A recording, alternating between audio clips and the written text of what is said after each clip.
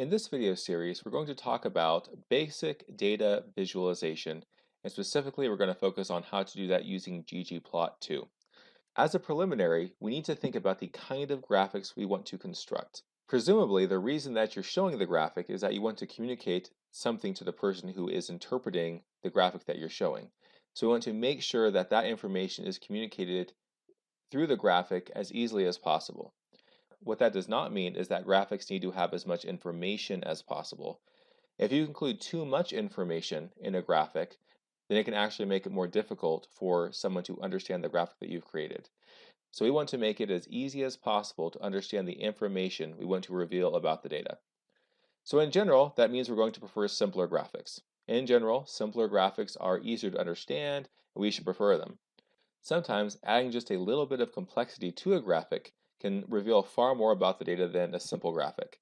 So you're going to have to decide for yourself what kind of graphic you need to create and whether to make it more complex, whether to make it simpler, etc. As I previously mentioned, you want to be careful not to include too much information in a single graphic. And the reason for this is that complicated graphics may present far more information than we're able to process easily.